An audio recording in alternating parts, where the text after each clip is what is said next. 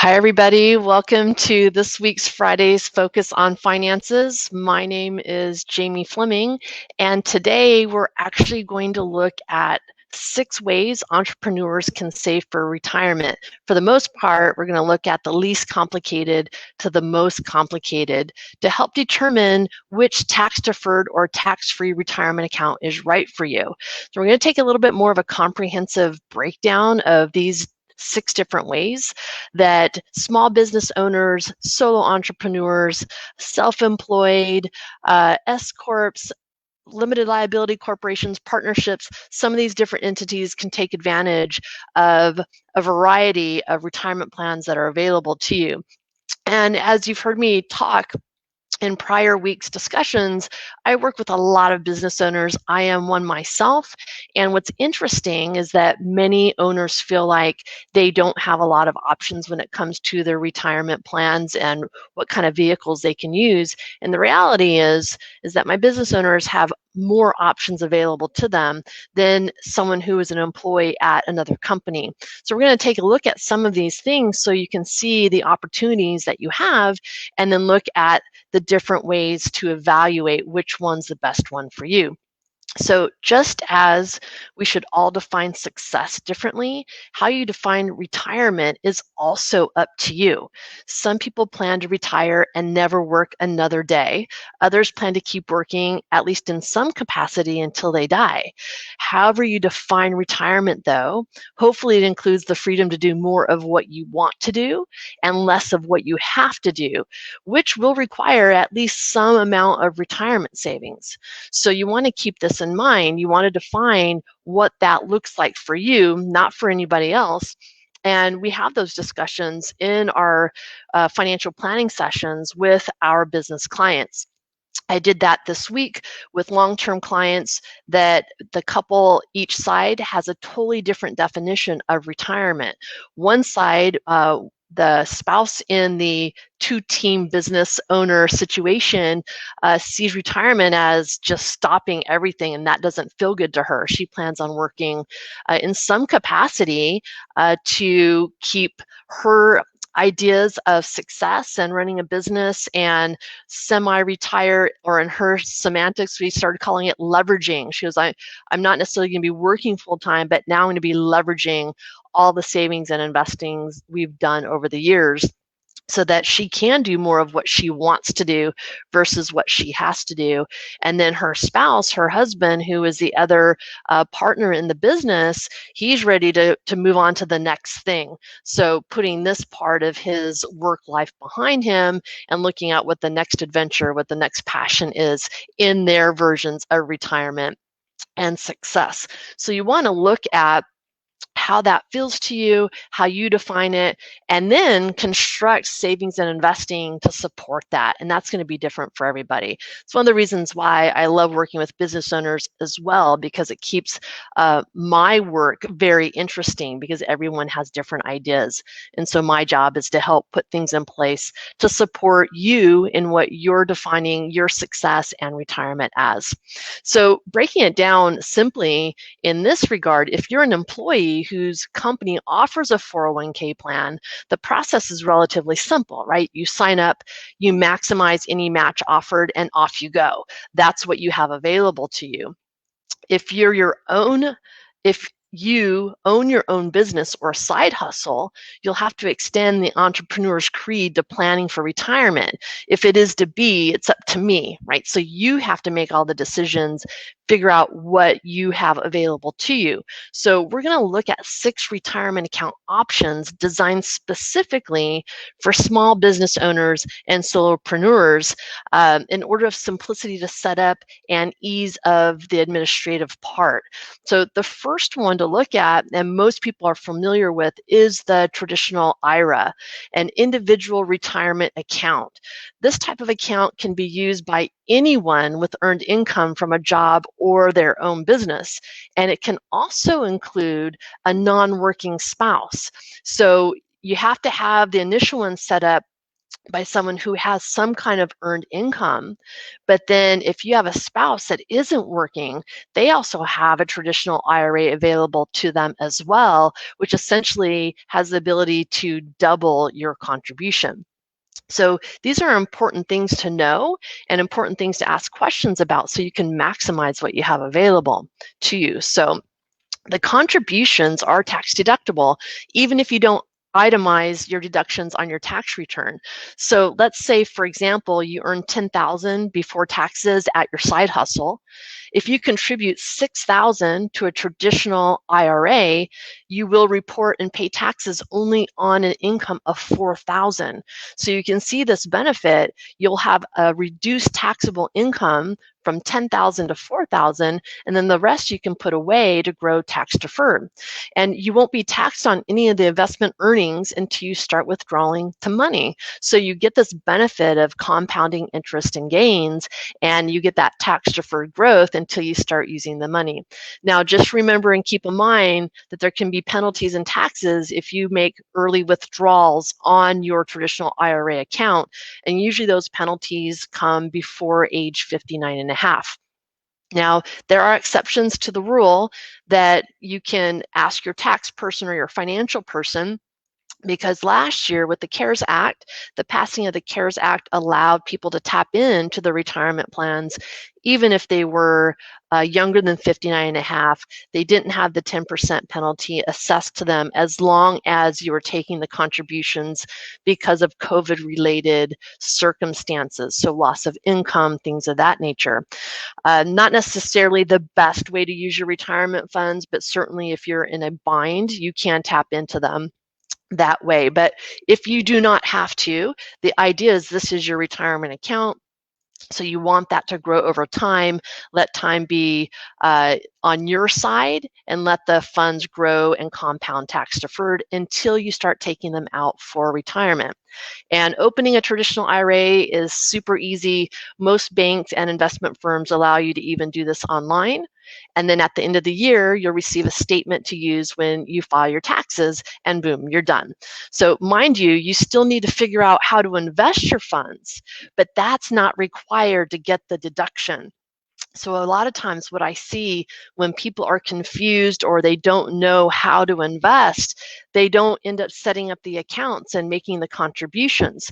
So you do not need to know how to invest. You can go ahead and contribute the funds, even if they're in a money market or an index fund, and still get the deduction on your taxes. And then if you're not sure how to invest, make the contribution, then ask for help. So you get the deduction, and then you can go on to the next step of figuring out, how should I be investing? So two parts of the puzzle, but the main one is you want to make the contribution to get the deduction and then go from there. The second way you can contribute for retirement is utilizing a Roth IRA. So a Roth IRA, a Roth individual retirement account, is just a variation of the traditional IRA. And with the traditional IRA, you contribute with pre-tax dollars. With a Roth, you invest income that has already been taxed. Now, that might sound like a disadvantage, but there's one major benefit. Earnings in the account do not get taxed, and when you start making withdrawals at retirement age, they come out tax-free. So the nice thing about the Roth, even though you're putting in post-tax dollars, you're still getting that tax-deferred growth, that compounding over time. And then when you start taking your retirement nest egg out at retirement, you won't be paying taxes on the contributions or the earnings. So it gives you a different way to look at putting monies away and how they're being taken out. And I always like to tell people too, especially my younger clients, you can pay tax on the seed, which is your contribution, or you can pay tax on the harvest, which is usually the bigger piece. So the harvest is your nest egg at the end of the day when you start taking money out for retirement. If you've been putting in pre-tax dollars all these years, 100% of that nest egg is taxable when you start using it. The Roth, on the other hand, you're not paying taxes on the smaller part, your contribution, and you're letting that grow and get bigger and bigger and bigger. And when you start taking the monies out at retirement, those come out tax-free. So your harvest is big and you have no tax on that piece. There could be a variety of reasons why a traditional IRA may be better for you than a Roth IRA and vice versa, just depending on your circumstances. Now, the younger you are, the better the Roth IRA works for you. If you're 30 and leave the money in your Roth IRA until you reach retirement age, even relatively modest annual returns could add up to a tidy sum, and a tidy sum that you get to withdraw tax-free. I'm going to share my screen here just to give you a little bit of an idea of what that might look like for you. If you look here at someone who is age 30, and let's just use a retirement age of age 65, and they contribute $6,000 a year without fail, which is $500 a month. And we just look at a 6% rate of return, which is a fairly conservative portfolio. So keep in mind, the higher this return is, the larger this end number is going to be. But we're just looking at 6% return and basically a marginal tax rate of 25%, inflation rate of 3%. When we do the calculation, at age 65, this person with earnings and interest will have accumulated over $700,000 just by making the $6,000 annual contribution. Now, the interesting thing is the total principal invested over that time frame was $216,000. Because of time and compound interest, the total interest earned was over $500,000. And remember, this over $500,000 of earning and interest, when they take it out, they're going to be taking it out on a tax-free basis. Just to put it in perspective as well, let's look at the same investment, but in a taxable account. This could be just a taxable brokerage account. Same amount of money invested over the same amount of time, but because it's a taxable, regular taxable account, they paid $100,000 in taxes over the time frame, reducing their overall gain to just over $400,000. So that $100,000 difference, because this person invested in a Roth, is pretty substantial and significant. So it's a good way to look at the numbers depending on where you are in life and how much you can contribute over time. When we do these calculations for people, it's really helpful to see, oh yeah, a Roth IRA makes sense for me. So we want to look at different scenarios. And like I said, everybody's situation is different. So you just want to look and see what the best situation is for you. Even if other people say, well, this is what I do, that might be fine for them. But you have to look at your own circumstances to make sure that it makes sense. So in looking at the graph, you can see for a 30-year-old, with those parameters, it might make more sense for them to open up a Roth IRA. Opening up a Roth IRA is just as simple as a traditional IRA, unless, of course, you make over a certain amount. Then you have to add one extra step. And I want to bring this point out because a lot of my clients make over the income limit that allows them to contribute to a Roth, but there's still a way to do it. So a lot of people end up not contributing because they see they make too much, but there is a way to do it. There's an extra step. And here are the parameters, right? So you can still contribute to a Roth, even though you can't make contributions if your income level is above $139,000 if you're filing as single on your tax return, and over $206,000 if you filed married jointly. You can still do a Roth conversion. So in simple terms, what you can do to make this happen, if you're over the income limit, you can contribute post-tax dollars to a traditional IRA, then immediately file a form to convert that IRA to a Roth. And voila, you've done it. You've now contributed to a Roth IRA, even if technically your income levels were too high. Too high to do it the traditional way, but again, an extra step allows you to do the same thing so that you don't miss out. The third way my business owners can contribute to their retirement is through what's called a SEP IRA. I see these a lot with businesses coming in. They'll utilize a SEP IRA, a lot of our single owners. So if you currently run your business by yourself, then a SEP IRA is a very common account to set up because it's all employer contributions. You can have a SEP IRA with employees as well, but just remember what you contribute on your behalf as far as a percentage is concerned. You have to do that for all your qualified employees as well. So if you have a lot of employees, the SEP IRA may not be the right choice. If you're a single employer, then with no employees, then you can maximize your contributions. So on the plus side of this type of account as well, you get to choose how much to contribute each year. But when you have employees, again, as I said, you must give them the same percentage contribution that you receive. So for example, if you're contributing 10% of your pay to the SEP IRA, then you have to contribute 10% of every employee that qualifies. Again, you can actually contribute up to 25% of your compensation though. So that's a nice feature, especially if you have no employees, or let's say you have a couple of employees that have been with you for a long time, and this is how you want to help them set up for retirement. You can do it in this fashion. Just remember that these are all employer contributions. The SEP IRA is an employer plan, so you can't have employee contributions for this. The other thing that can complicate this a little bit, if you do not pay yourself a payroll or a paycheck, if you take all your funds at the end, let's say you're just a solo entrepreneur or a sole proprietor, you might have to wait until you get your taxes done so that you can calculate your profits, see how much money is available to pay yourself as income before you can determine that 25%.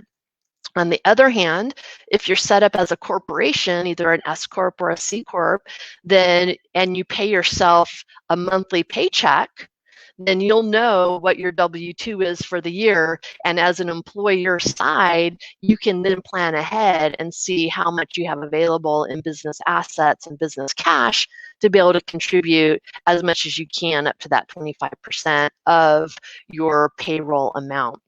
So there's a lot of different ways to look at the calculations depending on how your business is set up, and that's something that we help our clients do in advance. So I'm talking about some of these now as well because you can take advantage of some of these plans before you file your taxes for 2020. Even though we're in 2021, there are vehicles that you can still open and contribute to for 2020 to help reduce some of your taxation on your business and your individual side.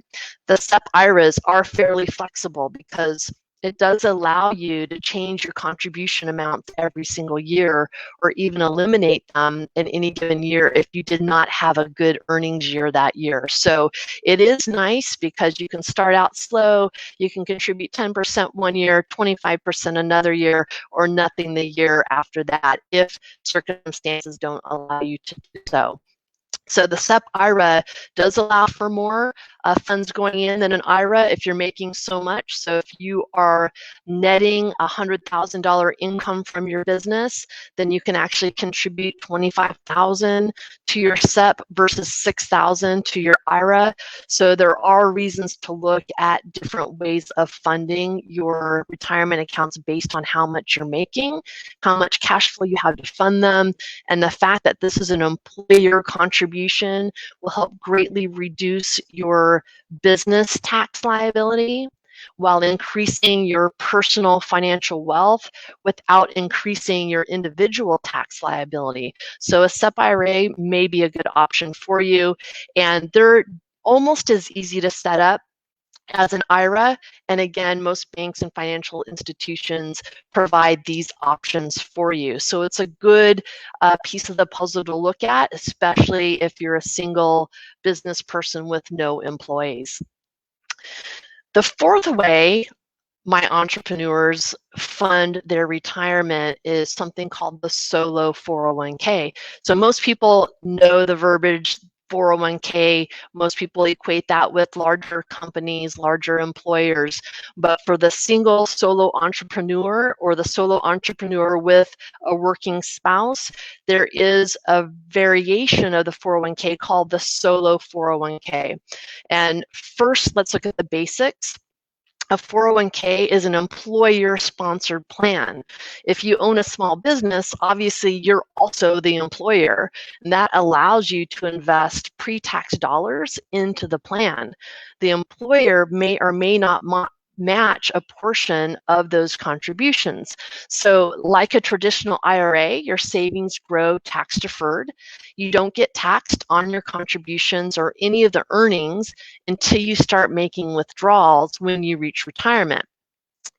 With a solo 401k, you can choose a traditional or a Roth style account, letting you choose to make pre or post-tax contributions, just like we were talking about with the traditional IRA or the Roth IRA. One other difference, a solo 401k can be used only if you're self-employed and have no employees other than your spouse. Although the good thing is that someday if you do end up having employees down the road, you can convert this solo 401k plan to a traditional 401k. So you're not stuck if you happen to start out small and then grow later on. You have the ability to convert that to the traditional 401k plan. If you make good money and don't have employees, a solo 401k is an easier and cheaper option than a traditional 401k. The biggest advantage to a solo 401k plan over preceding plans is the significantly higher contribution limits. So you definitely want to look at this option if you're wanting to contribute more than $6,000 a year. Unlike an IRA with that annual limitation of $6,000 or $7,000 if you're over 50, because there's a catch-up provision. If you're wanting to contribute more than $6,000 this year, you can look at a solo 401k. The contribution for this year could be as high as $58,000 or $64,500 if you're over 50 to be able to contribute to a solo 401k. Now, I'm sharing this with you, even though the three plans we just spoke about, the traditional IRA, the Roth IRA, and the SEP IRA, those are all plans you can still contribute to for 2020 and still get a deduction on your 2020 tax. The solo 401k, however, because there's two pieces of the puzzle, there's an employee contribution, which is done through payroll deduction, just like a traditional 401k. Those contributions have to be made before the end of the year that you're getting the deduction from. So the employee contributions on a solo 401k for 2020 had to be made by December 31st, 2020. If you had a solo plan in place in 2020 at any time, the employer contribution piece of the solo 401k, you have until you file your business tax to contribute the employer piece. It's confusing sometimes to my business owners because you have to take both roles, even if you're a solo entrepreneur, solo business person, because you're an employee and you're the employer. So you have to look at both pieces of the puzzle. And I'm bringing this up now along with the other ones that I talked about, because if it's something that you're looking at doing, it's good to start sooner than later because you can be contributing all year versus a lot of business owners, they don't do enough tax planning throughout the year. And now you're having to come up with larger chunks of money to contribute to your retirement plans, as well as potentially, most of the time you're doing it because you want to save on taxes. So you have a tax liability and then you want to contribute to your retirement plan as well. Those numbers could add up quite to a large amount to come up with all at once. So I train my business owners to do tax planning and make contributions throughout the year. You don't have to do it monthly, but at the very least, I'm talking to my business owners quarterly to see, do you have cash filled up? Let's put some away so that you don't have that big contribution amount at the end of the year.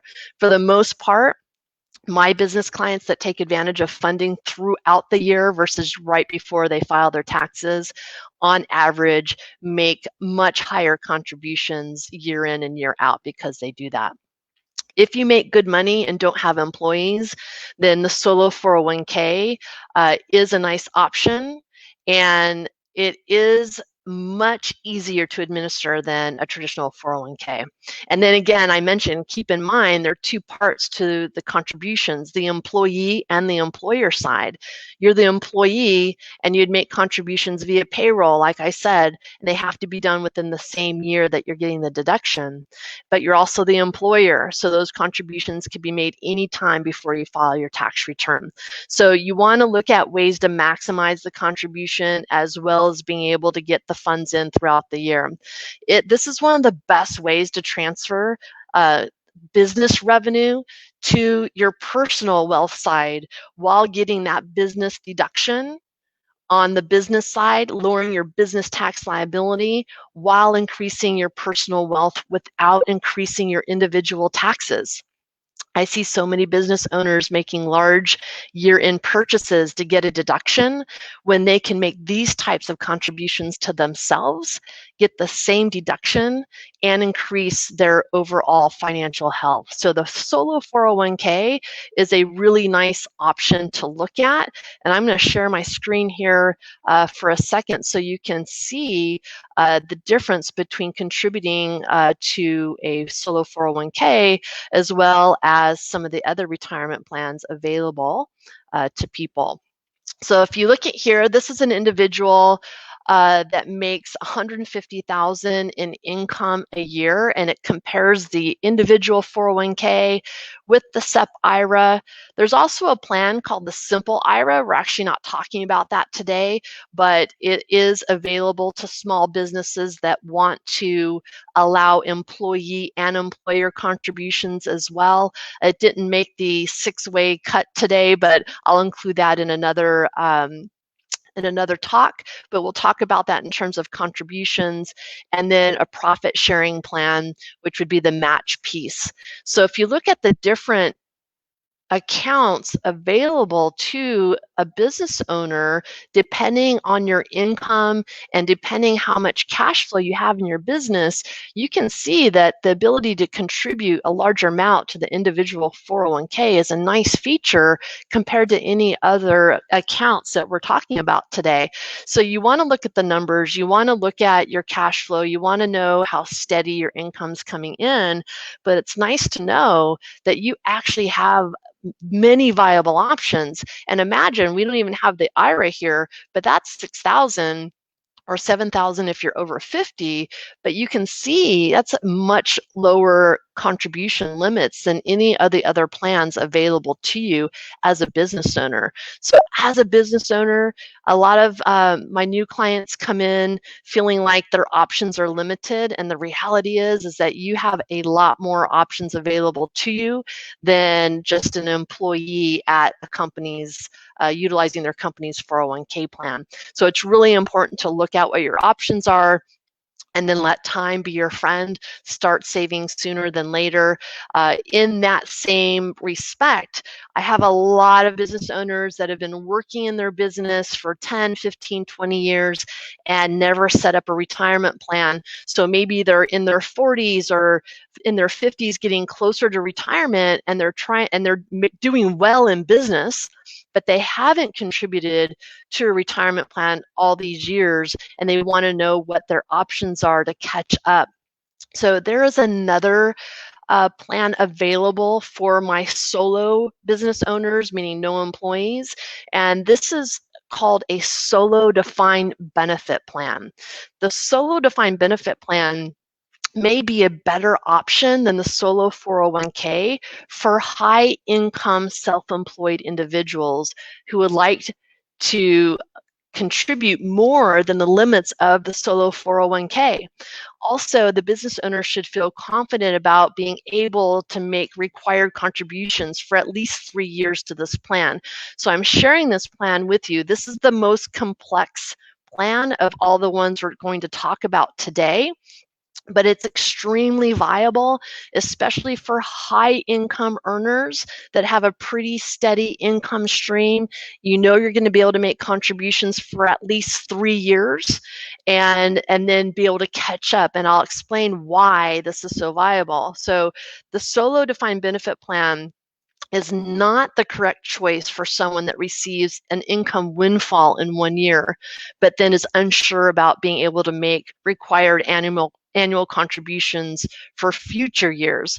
A person in this scenario may want to set up a solo 401k instead due to the annual contribution flexibility of the solo 401k. But let's look at what is a solo defined benefit plan and why would it be beneficial. Defined benefit plans are retirement plans that can offer substantial tax-deductible retirement contributions and significant future retirement income to the self-employed and small business owners.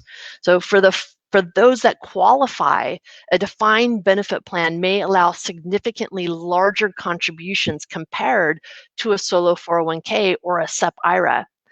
Compared to a solo 401k and SEP IRA, a defined benefit plan is more expensive administratively, but for the business owner who has a goal of maximizing their retirement contributions and is looking for a way to quickly increase their accumulated retirement assets, a defined benefit pension plan can be an ideal retirement plan solution. And within IRS limits, contributions into the defined benefit pension plan are 100% deductible for the business. This can be a huge tax saving for the business owner that is generating significant amounts of revenue. And if you're not able to make large purchases or contribute higher amounts, you're going to end up paying unnecessary tax on funds that are sitting in your business account. So let's look at who is eligible for a solo defined benefit plan. Independent contractors and self-employed individuals set up defined benefit plans. Sole proprietorships, partnerships, LLCs, and corporations, including both subchapter S and C corporations, would qualify for this solo defined benefit plan. You may be eligible to establish the solo defined benefit plan for a side business, even if you participate in another company's 401k, 403b, 457, or TSP plan through your primary employer.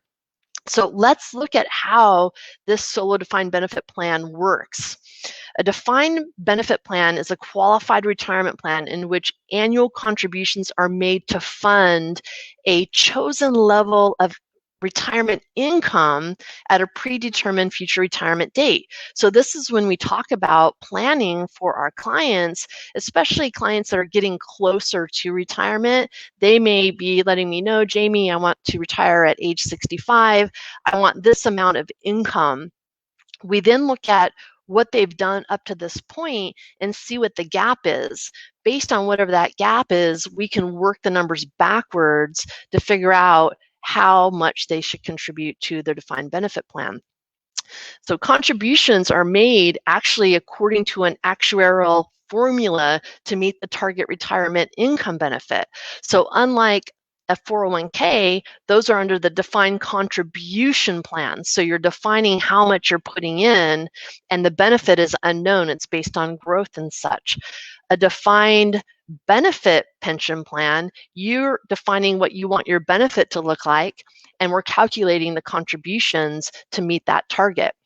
In 2020, the annual benefit payable at retirement was as high as $230,000 per year. As a result, annual contributions into the defined benefit plan could be even larger than $230,000 in some cases in order to meet that level of retirement income target. There are a number of factors involved in this calculation, as you can probably imagine, but imagine being closer to retirement and looking at socking away $230,000 of business revenue that you would otherwise be taxed on. Now you're taking that out of your business side, getting a huge tax deduction for the contribution. The contribution is made into your plan as an individual, so now you're transferring the wealth. So this is a great way to transfer large amounts of business wealth into your personal wealth without increasing your current individual tax liability. So how are the contributions into a solo defined benefit plan determined? So calculating the annual dollar amount that could be contributed requires a mathematical calculation, and an actual actuary is involved in making that calculation. And we utilize the services, obviously, of these companies that help us calculate for our clients what the contribution requirement will be for any given year. But there are several factors involved in making this calculation. One is your age.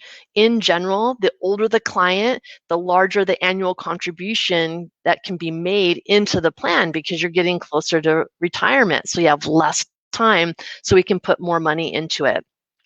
Your income, the calculation's also based on the average of your highest 3 years of income up to date. And the greater the income, then the greater the annual contribution can be up to certain limits. Depending on someone's income, the annual benefit payable at retirement can be as high as $230,000 per year based on last year's number, 2020. So just keep that in mind. You don't have to have as high as $230,000, but for my higher income earners who have incomes right now in their working years of $230,000 or higher, and they want the same standard of living, there's got to be a way to put those sums of monies away. Another factor is your planned retirement age, and in general, at least 5 years from the year the plan is adopted. So if you're 55, then you want to have the plan in place if your retirement goal is age 60. So you want to have that at least that 5 years so that you can fund for the 5-year period in order to meet that goal. The other thing that's different here than all the other plans is that your contribution takes into consideration the investment performance of the funds in your solo defined pension. So in the years after the defined benefit plan has been established, an annual actuarial calculation is made based on performance of the investments in the plan. The actual performance of the portfolio can impact the annual contribution amount that will be needed to be made. So you're looking at having a portfolio that minimizes volatility, right? This is very prudent because if you have a plan that's very volatile and maybe the plan is down when the calculation is made at the end of the year, then your contribution may be higher than you anticipated. When a defined benefit plan is established, there is a rate of return assumption that is factored into the actuarial calculation to determine the annual contribution amount that's necessary in order to fund the future retirement income benefit. Each year, the actual return of the portfolio will be compared to the rate of return assumption.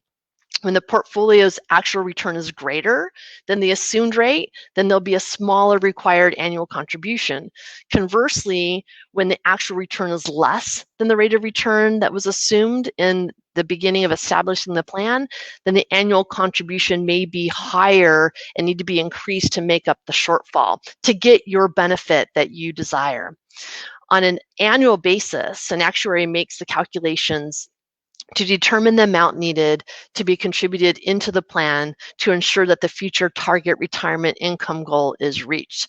So that was a mouthful. But what I want you to know is I want you to know the details, but also that there's a team of people helping you make these decisions.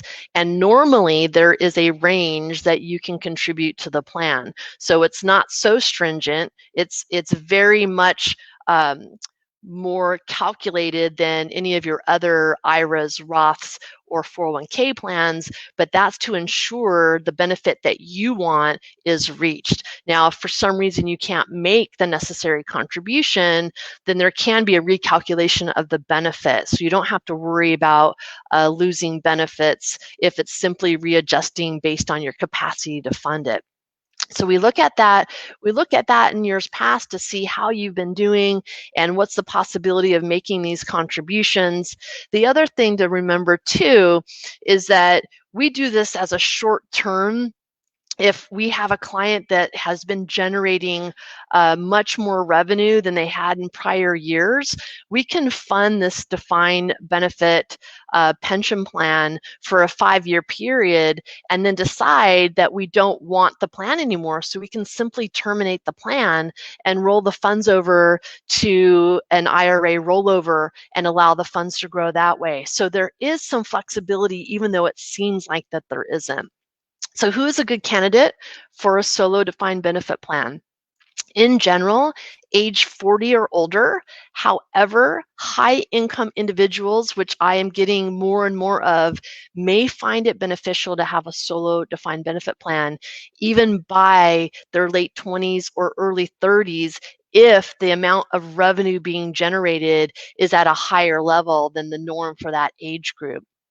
Clients who would like to maximize their retirement contributions in excess of the limits of the individual 401k and SEP IRA, this is a good plan to put in place, because if you're wanting a certain amount of money at retirement and maximizing your 401k and SEP IRA will not get you to that goal, then you have to look at the next step. Clients with stable and predictable income, because of the large tax-deductible funding commitment, is important. So you are obligated to make annual contributions once your plan is established. But again, there is a range, so don't feel like it's so stringent that you can't have a bad year and still make it work. But funding a defined benefit plan involves the commitment to invest significant amounts each year for the life of the plan. But again, the life of the plan can be a 5-year period if you decide not to continue. And clients can decide how much of their current income they can comfortably afford to contribute to the plan. But once this annual contribution amount is established, then funding the plan is fairly rigid. But again, there's usually a range, and it's just about figuring out what's a comfortable level, knowing that your benefit may change if the contributions are less than what you thought. Defined benefit plans may be beneficial to older employees as well, who may feel they are behind with accumulated savings for retirement and need or want to make significant contributions to accumulate assets rapidly over a relatively short period of time. This is a fantastic vehicle to be able to do that.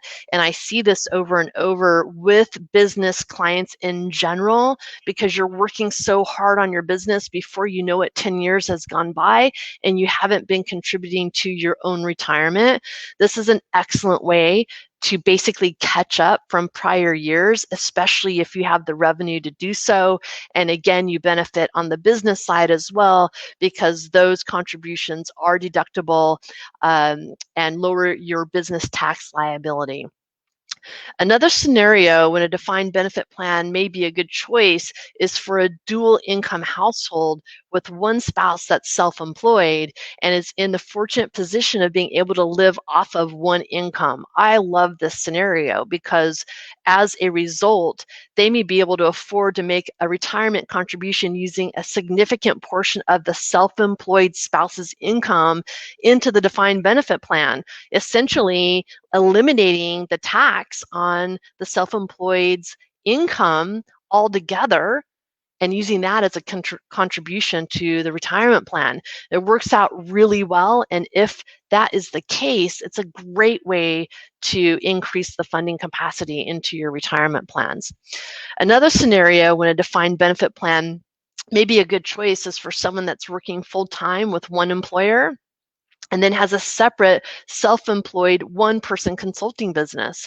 This individual may be able to contribute a significant portion of their self-employed income into the defined benefit plan, much like the scenario that I just described with the spouse situation. So if you have a 2-income family, you can live off of one, use that as the contribution vehicle. Much of the time, when I see employees that also have a self-employed consulting business, they're paying the maximum amount in taxes on their consulting business because they don't have the need to purchase some of these they don't have equipment to buy and all these things that would give them deductions. But this deduction into the retirement plan is brilliant because, again, it reduces their business tax liability and increases their personal wealth without increasing their individual tax. And in that scenario, they're also decreasing their individual tax liability as well. So I know I went through a lot and spent a lot of time on the solo defined benefit pension plan, but you can imagine the benefits if you fall into the categories of someone who that might help, especially again, if you're maximizing your IRAs or your SEP IRAs or your solo 401k contributions and you still need more to put away, then that's a way to do it. And the nice thing about it is that you can play with your contributions with the SEP IRA and the solo 401k. You can fund your defined benefit first, and then if cash flow allows, you can fund the other accounts as well. So you can have both and overlap them to work well in this scenario.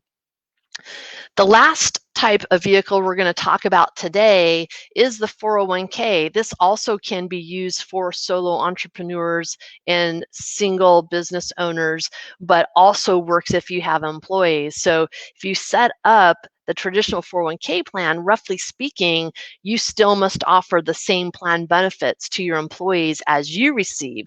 So you have to decide how you want to establish the plan, whether you want a huge match because you want the match for yourself. Just remember that your employees get the match as well if they contribute. If you have a plan and maybe a handful of employees, then you want to look at this. Let's say you put in a 50% match up to your employees' 6% contribution. The great thing about that is, remember, when they are contributing from their paycheck, they're contributing with pre-tax dollars. This lowers their taxable amount per check, which also lowers your employer tax liability on your payroll. So the fact that you're going to be matching them is probably not much more than if they were contributing nothing and you were paying a higher payroll tax. So you could be giving them an additional benefit without increasing your out-of-pocket as a business owner. So how brilliant is that? You get to lower the payroll tax because they're contributing to their own well-being, and then you get to match on top of that without increasing what your output would be at the end of the day. But if you're the only employee, then you can feel free to match to your heart's and business resources desire, right? So if I have a plan, for example, and I want to set up to match 100% of employee contributions, which means I match 100% of my contributions. And since I'm over 50, I can use a catch-up provision. So giving calculations based on our example this year, I'd be able to contribute up to $26,000 per year as an employee. If you're under 50, that number is limited to $19,500. But as someone over 50, I can contribute employee contributions of $26,000 a year. And if I have a 100% match, then my employer, which is also me, can contribute and match another $26,000 on top of that, which means I can potentially put $52,000 a year in retirement savings in a 401k alone. Employee and employer contributions cannot be greater than your individual income, though, and can't be over a combined $63,500 total of employee and employer match. So there are some limitations, but as you can see, the contribution limits are so much greater than both the traditional IRA, Roth IRA, and depending on your income, the SEP IRA, because remember the SEP IRA, you can only contribute 25%. So if you're making 200,000, 25% is 50,000, you'd still be able to contribute more into the 401k, into your SEP IRA. So you want to look at those numbers and see which ones work out the best, right? And then I and you can still contribute to a Roth IRA, right? So even though you can't make contributions directly if your income is above that 139,000 as a single filer, or 206,000 if you're filing as married and joint, again, you can do a Roth conversion. So you can get both of those and still have your tax-free pool of money growing. So I would recommend doing as many of these as possible, including the Roth conversion if your income is higher. If your income's lower, you can simply just contribute to the Roth IRA directly. Just keep in mind as well that a 401k requires the greatest amount of paperwork with the exception of the solo defined benefit plan, but the greatest amount of paperwork than all the other retirement plans, both initially and at the end of every year. And you'll likely have to pay a provider a fee for administrating the account. And these costs can be as much as $1,000 or more a year. So I bring this up so that in your process of deciding which plan makes the most sense, you want to make sure you balance what you contribute with the cost associated with any of the plans. And so I want to make sure that that makes sense. And I have people commenting, hey, Amanda, thanks for joining. And this is a lot of information today. So hopefully we will be making this available for replay, obviously, but you want to balance what you contribute with the cost associated. So if you're only able to put away $2,000 into a retirement savings plan right now, then you're likely better off opening a traditional or Roth IRA because the cost on those are very minimal, and that may be a smarter way to go. And then later, when the amount you can contribute grows, then you can consider setting up a plan that allows higher contributions. Then the additional effort and expense will not only be worth it, but will make total sense. So these are the 6 options I wanted to talk about because we get a lot of information, especially now that we're coming up to tax time. Whatever you do for 2020, if it makes sense, obviously you still get the deduction, but if you wanted to do more, but couldn't because you didn't set up a plan last year, look at setting up your retirement plans as early as possible based on what you think your cash flow is going to be so you can start contributing now. Believe it or not, next week is the last week of January 2021 already. So what I would recommend you do is look at what you wanted to contribute. Were you able to contribute fully for last year and get all the deductions? If not, then you may want to look at a different plan to maximize your contributions.